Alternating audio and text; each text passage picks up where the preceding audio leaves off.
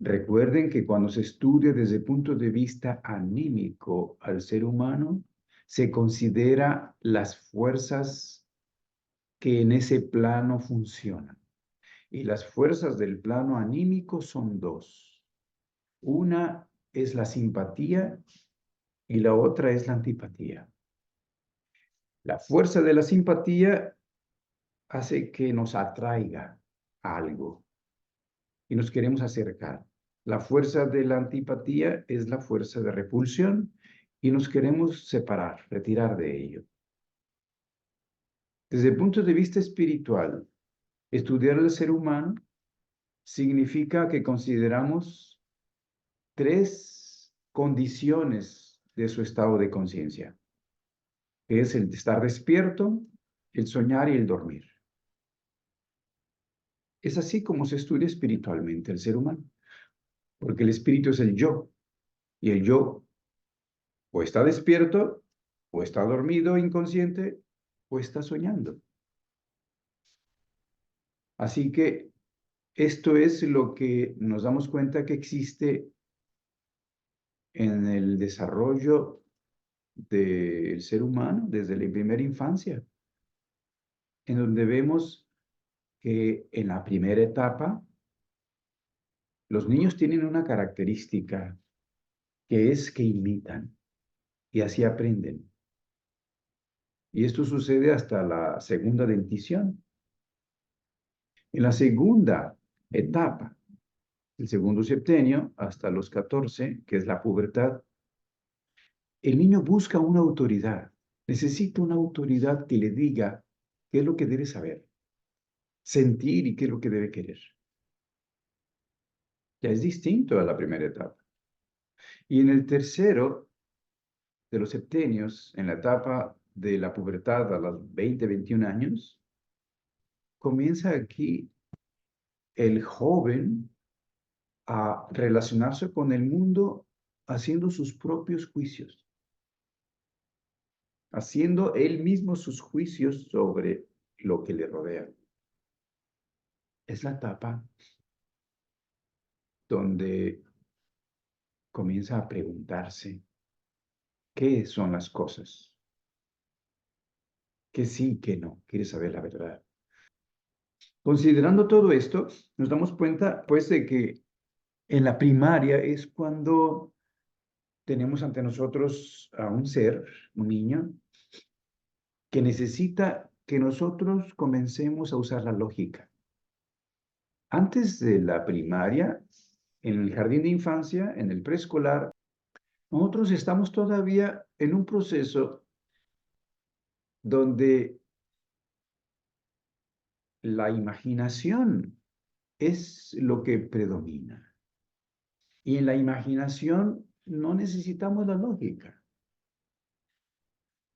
El niño cuando piensa no está usando todavía el intelecto. Lo que sucede dentro es un fluir de imágenes constantemente. Y esto está conectado, claro, con su sangre, más que con su nervio. Está conectado más con su voluntad que con su cabeza, que con el pensar. De tal manera que no es necesario lo racional, lo lógico. Pero ya en la primaria comienza a el pensamiento a transformarse de ser imaginativo a ser, pues, más racional, más lógico. Incluso gradualmente comienza a usar su memoria. Y es importante que nosotros demos a la enseñanza una característica lógica, gradualmente, sin dejar de usar la imaginación, pero la lógica entra en la imaginación. Y el proceso de la lógica, el proceso racional, tiene tres elementos, que es lo que considera aquí Rudolf Steiner en esta conferencia, muy relacionados con el proceso pedagógico. Y estos tres elementos son la conclusión, el juicio y el concepto. En donde de entrada nosotros escuchamos eso y decimos, pues lo primero que uno tiene, pues es el concepto. O incluso uno puede pensar, pues el juicio. Y lo último, la conclusión. Y aquí Rudolf Steiner nos hace ver que en realidad lo primero que sucede es la conclusión. Y uno tiene que preguntarse, ¿y cómo es eso? Pon el ejemplo de que uno va a un zoológico a ver los leones. Antes de ir al zoológico, uno tiene ya en su experiencia de vida, pues ciertos conceptos, se ha hecho ciertos juicios de lo que va a haber. En el zoológico lo que hay son animales, por eso se llama zoológico. Entonces ya sabe lo que es un animal. Y cuando entra y ve a un león, pues tiene ya una conclusión de que eso que está viendo es un león. Y está haciéndose al mismo tiempo un juicio. Y tiene un concepto de león. Y esto pareciera no quedar muy claro de que primero es la conclusión, porque todo se da en un instante. Pero en realidad cuando uno usa el lenguaje, que es la forma de expresión del pensamiento, uno tiene que tener una estructura en la que debe estar usando constantemente conclusiones para poderlas entender. Y si yo quiero entender a otro, necesito hacer las conclusiones de ellos mías. Si no, no podré entenderlo. Cuando alguien me comunica algo, en ese mensaje me está dando conclusiones. Y yo tengo que hacer mía esa conclusión para entenderlo. Y aquí lo interesante es de que, así como el león que estoy viendo en el zoológico, es un concepto el que yo ya puedo tener un juicio, y al mismo tiempo una conclusión, debemos diferenciar que la conclusión es esa parte de la llamada lógica que solo sucede en el alma despierta. O sea, en la parte más consciente del proceso mental. Recordemos que esto de la lógica, si analizamos, estudiamos el origen griego, que es donde comenzó, pues se tiene cierta definición en el silogismo, donde se compone de dos premisas y una conclusión al final. Esto ya lo hemos hablado, es el silogismo de la lógica, lo cual nos enseñan en la escuela, en un niño. Eso, vamos a decir, el aspecto científico de lo que es la lógica, en realidad no se debe enseñar directamente nunca. Dice Steiner, la ciencia se enseña indirectamente a través de nuestra conducta a los niños. Pero en este caso, hablando de la conclusión, que en el silogismo quedó al final, pues nos puede generar una contradicción, una confusión, porque siempre pensamos que al final está siempre la conclusión, porque así sucede en el silogismo.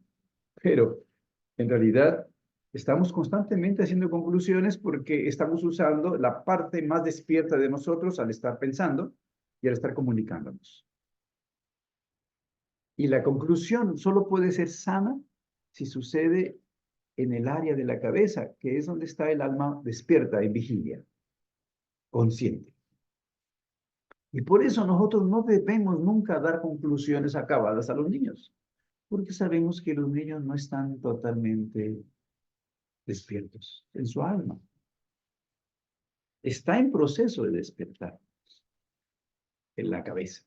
Todavía está en la primera infancia, pues la voluntad, ya en la segunda, pues está entrando el aspecto del sentir. donde está soñando todavía. Y el pensamiento todavía es muy imaginativo. Gradualmente se va incorporando el proceso lógico para que el pensamiento se haga gradualmente lineal y pueda entenderse lo que significa hacer una conclusión. De hecho, el hecho de que aparezcan los dientes en el segundo septenio es como una conclusión del cuerpo físico. Concluye, termina la formación. Y fisiológicamente se da una conclusión, pero se conecta anímicamente con el proceso de poder concluir acá arriba, que en su etapa final nos lleva a una definición.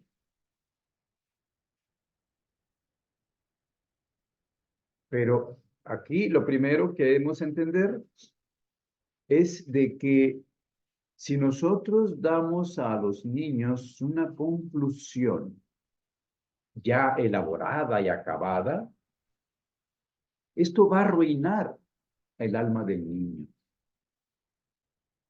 porque él no debe recibir conclusiones acabadas.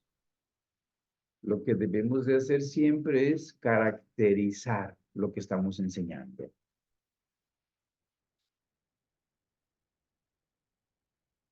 Y así como estamos hablando de conclusiones que deben tener cierta lógica gradualmente para que se pueda llegar a un conocimiento que tenga verdad. No puede salirse de la lógica. Y debemos enseñar a pensar lógicamente. Cuando hablamos del juicio, estamos entrando en un terreno que se llama el acto judicativo. Es yo elaboro un juicio cuando estoy observando algo y digo qué es. Estoy viendo un árbol. Yo estoy haciendo un juicio y al mismo tiempo estoy haciendo una conclusión. Es aquí donde viene la complejidad de esto. Pero la diferencia está en que el juicio puede influir y sumergirse en el alma que sueña. De hecho, lo hace. La conclusión se queda en el aspecto del alma despierta, que piensa, consciente. Solamente ahí es una conclusión sana. Yo no puedo hacer una conclusión con el sentimiento, con lo anímico, que ya está el alma allí soñando. Para llegar a una conclusión yo tengo que estar totalmente despierto. Es allí donde entendemos esto de la acción de concluir. Está conectada totalmente con el pensar, primariamente. Claro que yo cuando digo estoy viendo algo y digo es un árbol, lo que está delante de mí, estoy haciendo un juicio. Por supuesto que siempre está conectado el pensar, incluso en la voluntad. Pero esta influye en el alma soñante, subconsciente. Los juicios empiezan a convertirse en un hábito anímico. Y es así como el niño lo va a llevar en su vida. Así que cada vez que transmitimos al niño un juicio, vamos a influir en su vida anímica, en el aspecto del alma que sueña. Y cuando hablamos de los conceptos, aquí el concepto es el que interviene hasta en el alma que duerme, o sea, en la inconsciencia del cuerpo. Fíjense la trascendencia que puede tener esto. Porque si nosotros damos a los niños conceptos también acabados, esto va a influir en su cuerpo. Esto va a influir en su proceso más denso, en su instrumento más denso. que finalmente va a ser su fisionomía. Cuando vemos a una persona, por lo general vemos la cara, claro que podemos ver lo demás, pero lo que más caracteriza a la persona es su cara. En la cara vemos una expresión que decimos la fisionomía de la persona. ¿Y allí qué estoy viendo en la fisionomía?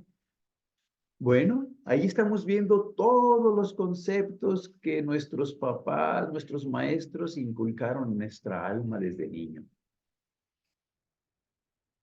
Porque cuando nosotros nacemos tenemos un cuerpo ya hecho, pero los contornos no están hechos. El alma tiene que elaborar los contornos del cuerpo, que es la fisionomía. Por eso es de que no nos parecemos los hermanos de, de una familia que recibió la corriente hereditaria igual, ¿no? La misma corriente hereditaria hizo hermanos distintos porque cada quien tiene un bagaje de concepciones que va haciendo contornos distintos. Además de la individualidad que trae de su alma. Todo lo que el alma recaba, acumula como conceptos en su vida, esto de los conceptos que vamos recibiendo desde la primera infancia y continúan hasta el tercer septenio, esto va a ser cómo nos vamos a ver, va a influir en la fisionomía de nuestro cuerpo. Es casi de no creerse, ¿no? Que cómo alguien camina, cómo alguien se para, cómo alguien se mueve, qué actitud toma corporal y sobre todo los gestos de su cara. Están influidos por los conceptos que han entrado en su alma, pero de manera inconsciente, que incluso el alma soñante a través de los juicios influyó, porque el alma consciente, que es el pensar, no influye tanto en lo corporal, en lo inconsciente, pero el alma soñante, que está más cerca, que es el subconsciente, ese sí influye. Entonces, todos los juicios que se van dando, que se van teniendo, y todos los conceptos forman nuestra fisionomía y nuestra, vamos a decir, nuestra cara. Él ahí esta necesidad de reformar la pedagogía, la forma de educar, para que cada quien se vaya haciendo sus propios juicios, haga sus propios conceptos y tenga sus propias conclusiones, y eso haga ver un individuo en algún momento de la madurez de la vida que es diferente a todos.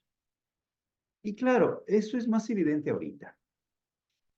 La educación actual ha cambiado, pero no totalmente. Lo que pasa es que la sociedad se ha hecho más compleja.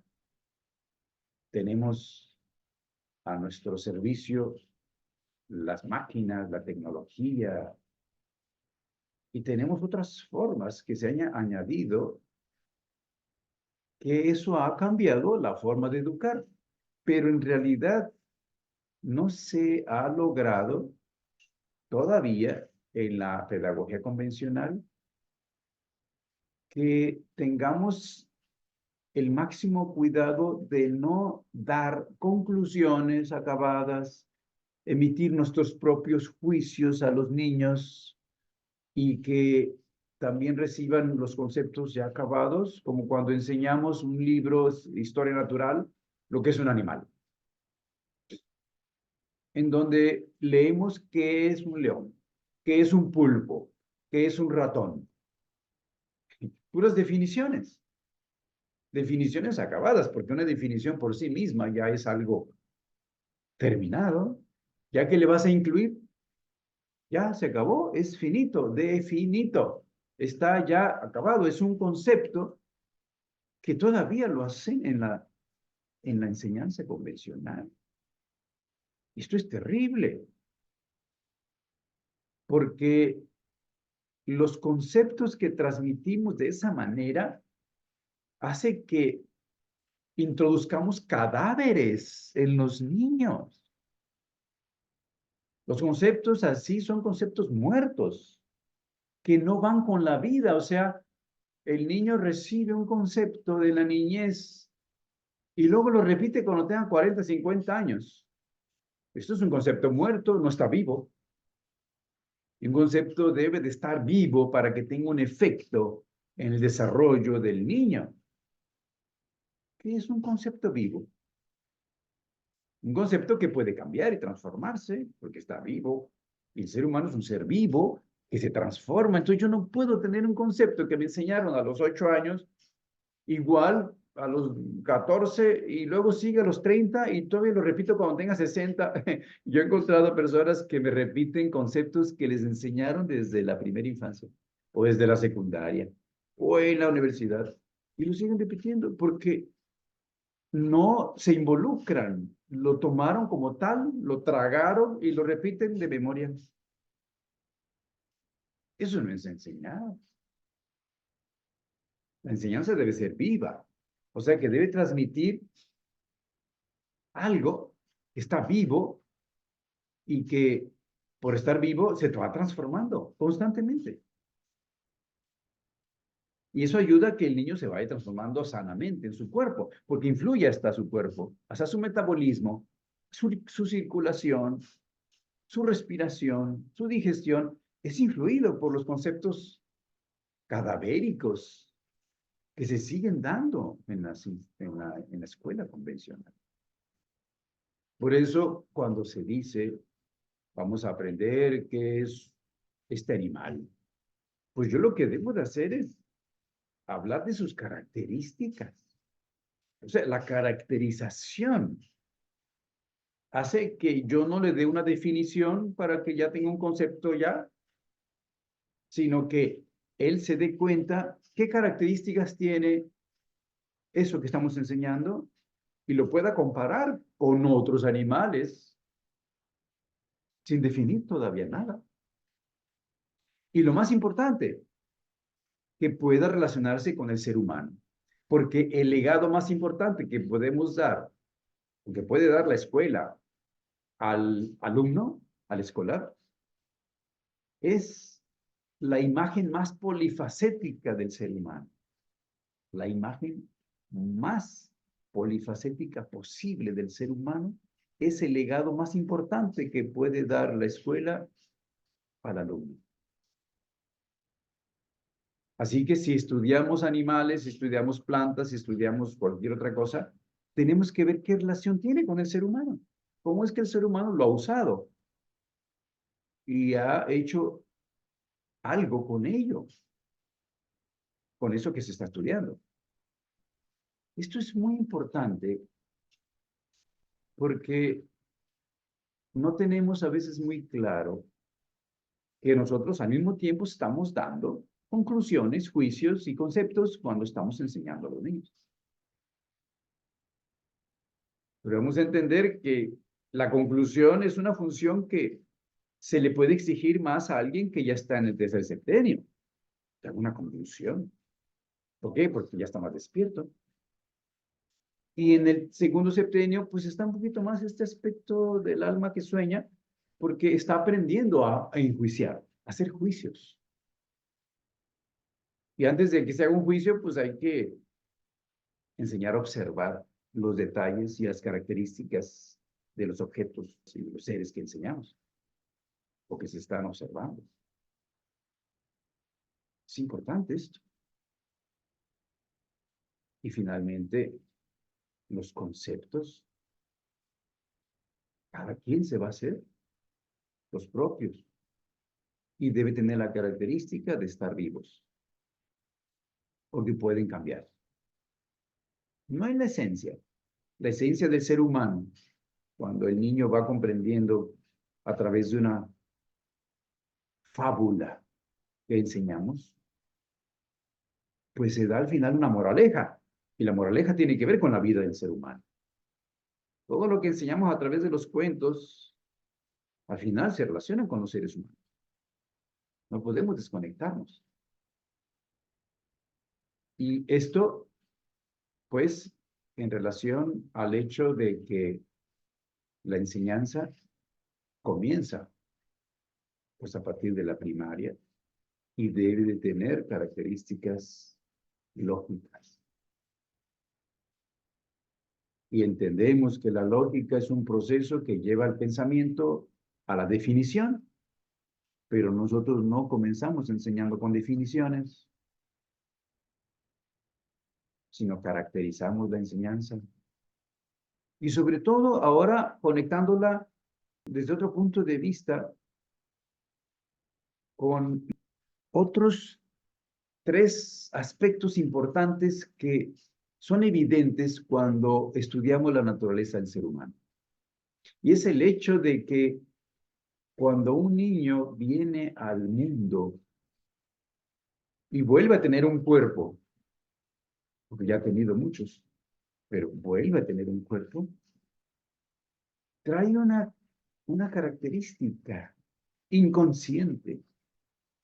Es el hecho de que, sin darse cuenta, está viviendo todavía en el pasado espiritualmente, donde estuvo antes de nacer. Durante los primeros 7 años, él percibe inconscientemente que el mundo que le rodea es como el mundo en el que estuvo antes de nacer. ¿Y cómo es ese mundo? Pues es el mundo espiritual. En el mundo espiritual, la naturaleza del sí esencial es la bondad. Entonces, el supuesto inconsciente en esa etapa es el mundo es bueno. Y por eso es digno de ser imitado. Por eso es que el niño imita en la primera etapa, porque trae todavía en el inconsciente el recuerdo de la vivencia de su esencia, que es el espíritu, el mundo espiritual. Y nosotros debemos plasmar, saturar esa atmósfera, pues de bondad, porque eso hace que no haya ningún problema con esto de la imitación. Si todo lo que le rodea es bueno, está bien que lo imite. El problema comienza cuando no todo lo que está alrededor del niño, pues es bueno. Comienza a ser algo inmoral, algo que no es correcto, es inadecuado, es malo. El niño lo va a imitar y después nos preguntamos por qué actúa así un niño. Pues, pues hay que ver qué está observando, qué está escuchando, qué está percibiendo a su alrededor, porque todo lo va a imitar. Por supuesto que puede ser en su casa, que es de donde viene, ¿no? De su casa. Y pues ahí es donde están las primeras impresiones que luego va a imitar inconscientemente. Y luego en la escuela, pues va a tener conductas que decimos, ¿de dónde? Pues esta es su casa, claro. Que a lo mejor no es de su casa paterna, a lo mejor es de las familias, de donde lo lleven, donde observe, lo que perciba como una esponja lo va a imitar. Y luego, en la segunda etapa del desarrollo, el niño comienza a percibir algo más. Comienza a querer vivir el presente, gozándolo. Esto es una particularidad del segundo septenio. El niño quiere gozar el presente, el mundo que le rodea. Y es por eso que la enseñanza debe de estar llena de deleite, debe deleitarse, debe de estar llena de alegría y de contentamiento. Porque el niño percibe inconscientemente que el mundo es bello. Y claro, aquí debemos tener mucho cuidado para no caer, dice Steiner, en banalidades, por hacer la enseñanza alegre y contenta y feliz. Eso puede hacer que caigamos en lo animal, porque la parte anímica, el animal, pues quiere gozar, quiere tener placer, quiere jugar, quiere siempre estar así. Y para evitar caer en lo animal, tenemos que introducir el aspecto del arte. la belleza, que implica armonía. Cuando se capta la armonía, cuando se vive, y sobre todo el maestro, si lo vivencia y lo realiza en sí mismo, la enseñanza tiene estética, tiene belleza. Y entonces el niño lo goza. Por sí misma la armonía y la belleza despiertan un sentimiento de placer en el alma, un gozo. Recuerden que cuando comienza a impartirse artísticamente algo, se requiere la repetición. En el segundo septenio ha nacido el cuerpo vital. La palabra clave del cuerpo vital es la repetición, el hábito. No se puede dominar un arte si no se practica. Se tenga que repetir. Pero no es fastidioso porque se goza. Se, se disfruta la música a través del canto, el baile, a través de el movimiento. Y claro, las artes que no son sonoras, pues visualmente a través de la pintura, la armonía de los colores o de las formas en la escultura y el modelaje. Pero la armonía, el arte, la belleza se está expresando allí, porque esa es la característica del niño en esa etapa que quiere vivir en el presente. En la primera etapa, el niño vive más inconscientemente en el pasado. En la segunda, se implanta más en el presente, por esta característica. Y para evitar que esto suceda de manera animal y trascienda la parte humana, se incluye el arte. Por eso la enseñanza es artística, siempre. ¿Y qué sucede en el tercer septenio? En la siguiente etapa, el niño que se convierte en joven, pues comienza a descubrir, a darse cuenta de las cosas. Pudo haber repetido en toda la etapa del segundo septenio todo eso que le enseñaron. Y lo repite porque la memoria se está activando. Se lo aprende y goza eso. Pero no lo entiende todavía desde la cabeza. Todavía no tiene sus propios conceptos. Todavía no puede hacer juicios propios, maduros, ni conclusiones. Pero comienza gradualmente en el tercer septenio porque es donde se está fraguando esto de los impulsos del porvenir, para descubrir lo verdadero, que también es el mundo. Es aquí donde viene la enseñanza científica, la ciencia. Gradualmente, es importante que use su propio pensar, ahora sí. Donde vimos esto, él, sus conclusiones, las comienza a hacer, sus juicios y sus conceptos que deben estar llenos de vida porque hemos enseñado a que no se defina todo desde un principio, sino solo se caracterice. Entonces, cuando viene esta etapa, pues se orienta el aspecto del futuro, porque el mundo es verdadero. Entonces, tenemos aquí esto de que en el primer septenio, el, el supuesto inconsciente de que el mundo es bueno debe considerarse. En el segundo septenio, el supuesto inconsciente de que el mundo es bello. Y en el tercero, el supuesto que se está haciendo consciente de que el mundo es verdad y que él puede por sí mismo encontrarla. Y por eso comienza a dudar de todo lo que se le enseñe. La autoridad cambió. Recuerden que la autoridad en el primer septenio está depositada en los padres. Y la primera es la mamá. Esa es la primera autoridad que tiene un niño. Luego aparece el papá con el proceso de desarrollo. Pero ya en la primaria se empieza a desplazar, los papás ya no son la máxima autoridad en un niño. ¿Quién es la máxima autoridad? Pues la maestra o el maestro en caso de que sea varón. Y contradicen a la mamá y al papá. No, no, no, mi maestra dice esto y esto y esto.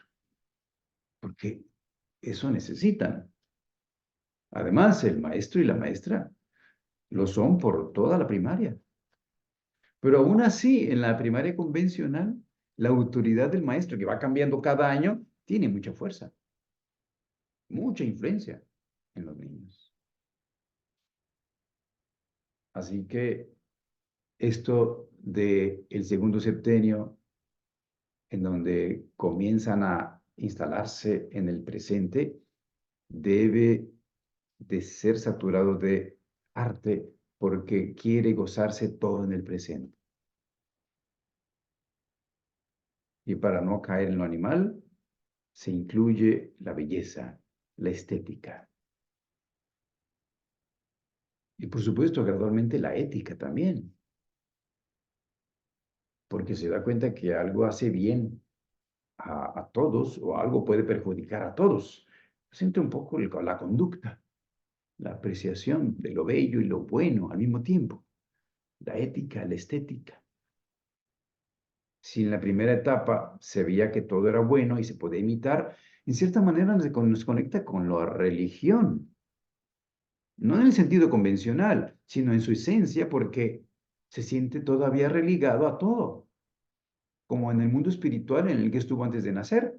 Entonces, la primera etapa realmente es religiosa, sin hablar de nada de lo que es religioso para los adultos.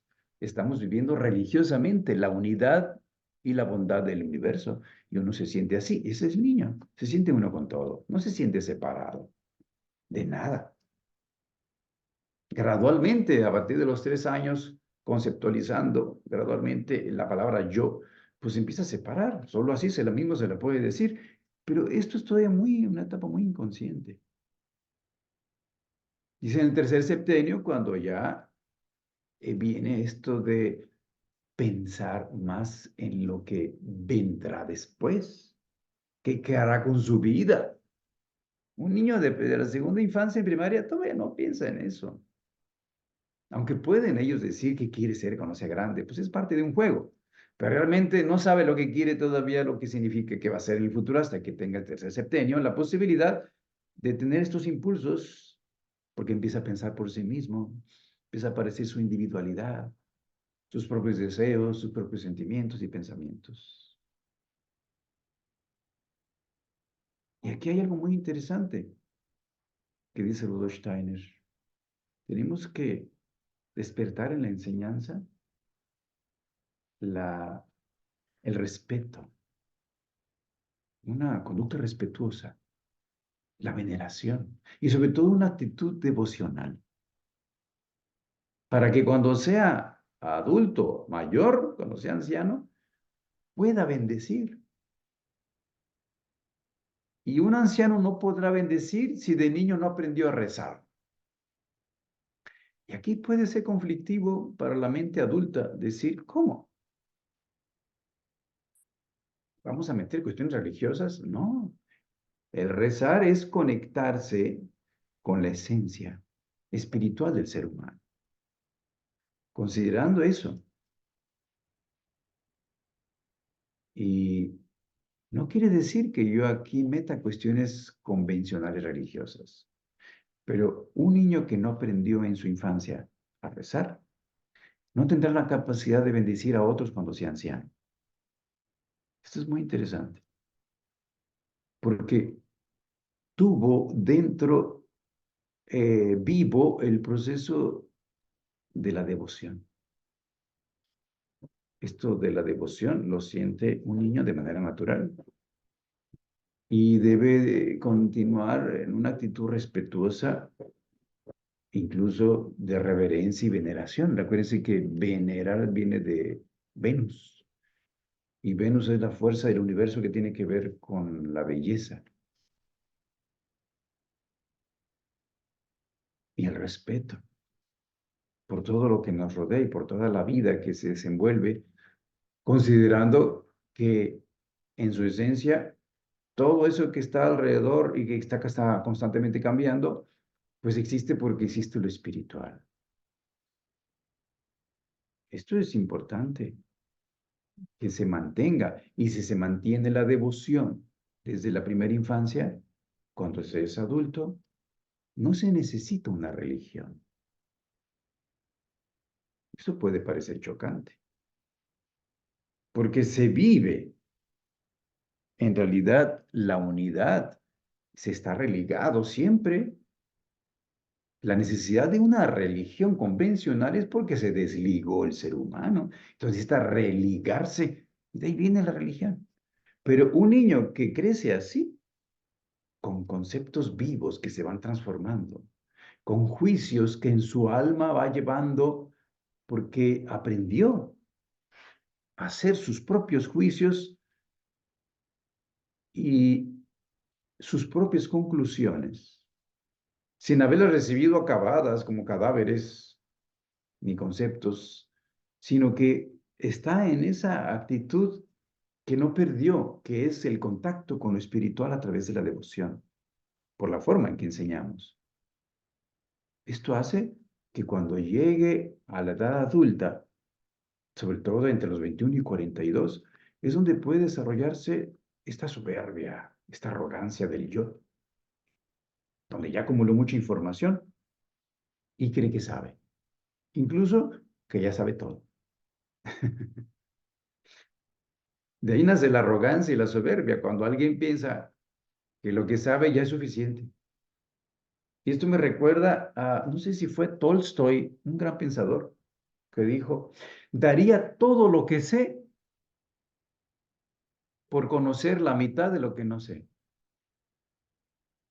Fíjense, daría todo lo que sé por tener acceso a la mitad de todo lo que no sé. Porque reconocemos que lo que no sabemos es mucho más que lo que ya sabemos. Solo alguien que reconoce que lo que no sabe todavía, pues piensa en el universo, porque si piensas en tu casa nada más, pues sí, a lo mejor ya sabes todo de tu casa, ¿verdad? Y si nunca sales de la ciudad donde naciste, pues sí, piensas que sabes también todo porque conoces toda la ciudad. Pues viaja por todo el país. Sí, ya conoces todo el país y ya sabes mucho. No, viaja por todo el continente. Y empiezas a ver, ay Dios, hay otras cosas y otros seres y otras personas hacen las cosas distintas. Bueno, ya viajó por todo el continente, ya cree que sabe. Viaja por el mundo. Ah, bueno, ya viajé por todo el mundo. Ya sé. Oye, ¿sabes que la Tierra es un puntito que está ahí en la galaxia? Viaja por la galaxia. Bueno, no podemos todavía. Bueno, entonces, ¿para qué dices que ya sabes todo? No sabemos nada. Y eso, por eso lo dijo Sócrates. Yo solo sé que no sé nada, porque su conciencia se amplió tanto que reconoció humildemente que lo que sabe no es nada comparado con lo que no sabe. Punto. Entonces la arrogancia y la soberbia se cae por sí misma. No se requiere ningún esfuerzo para ser humilde. El que todavía tiene que hacer esfuerzo por ser humilde, pues no es humilde. Simplemente si te das cuenta que lo que no sabes es mucho más que lo que sabes, automáticamente tienes una actitud humilde. Y eso la respalda la devoción, que no se destruyó en la infancia, se mantuvo, porque se conservó, se, se conservó, se mantuvo el contacto con la naturaleza y con su esencia, que es espiritual. Entonces una persona llega a la edad adulta y jamás negaría lo espiritual, aunque no lo vea y no lo compruebe con la vista, con el oído, con el tacto. No lo cuente, lo sume, lo mida, lo pese, aunque no se lo demuestren. Pues ya ven que llega una etapa en la adultez en que si no le demuestran las cosas, pues no existe. Si no me lo compruebas, no existe todo ese rollo que me estás contando de lo espiritual. Ya perdió el contacto. Necesita una religión, religarse. Esto es así en la historia de la humanidad. Y llegará un momento en que nos damos cuenta ¿Cómo es esto de que el juicio, el concepto, la conclusión? Es importante que tomemos en cuenta dónde están viviendo en un niño. La conclusión es más en la cabeza, pero en un niño no la usa todavía. Cuidado con hacer conclusiones acabadas. El juicio está más en el alma que sueña, en medio, en el sentimiento. Entonces hay que enseñar a hacer juicios adecuadamente para que algún día tenga sus propios conceptos, que actúan hasta en lo más inconsciente que es el cuerpo y que es lo que va a definir su desarrollo y finalmente su fisionomía. ¿Cómo, cómo mira un ser humano? ¿Cómo se ve? Por eso es que entiendo muy bien cuando un maestro decía, traedme una foto de la persona, la imagen, y podré con ello conocer un poco su alma. Sí, porque en la fisionomía podríamos ver, el que sabe verlo, todos los conceptos, las ideas, cómo piensa, porque a través de cómo piensa sabremos cómo actúa. Si una persona piensa de cierta manera, eso va a determinar su vida, cómo es. A fin de cuentas, y ahí la importancia de qué conceptos va teniendo un ser humano en su desarrollo, qué cosas va guardando en su alma. Y si son conceptos acabados que nunca se modificaron, son cadáveres que traemos arrastrando, cadáveres, y se percibe algo seco, algo duro. Seco y duro es una característica de un cadáver, y frío. Frío, duro, seco. La enseñanza no puede ser así. La enseñanza debe ser suave, blanda, debe ser húmeda, debe ser llena de imaginación y debe ser cálida, llena de afecto, llena de sentimiento, de amor. Es así como la pedagogía Waldorf, pues, ayuda a que estos conceptos que pueden parecer muy complicados de antroposofía, pues tengan una aplicación práctica, real en la vida, ¿no? Y para eso, pues tenemos que dialogarlo, tenemos que aclararlo, porque estamos entrando en aspectos, parece muy filosóficos, ¿no? Y pues filosófico significa que nos gusta y nos atrae la sabiduría, filo, sofía, amor por la sabiduría, sin especulaciones teóricas, sino todo basado en hechos, que es la enseñanza y la pedagogía. Todo lo que parezca muy teórico, por favor, aclárenlo. Y todo comienza a tener sentido, lógica. Claro que hay una lógica superficial, recuerden. La lógica intelectual es una lógica superficial porque solo toma en cuenta lo que puede ver, escuchar, tocar, oler, saborear. Todo lo que percibe el cerebro. Es una lógica superficial, pero hay una lógica más profunda, más elevada, que conecta con el alma y con el espíritu, y solo es posible si usamos los sentidos del alma, que son la imaginación, la inspiración y la intuición.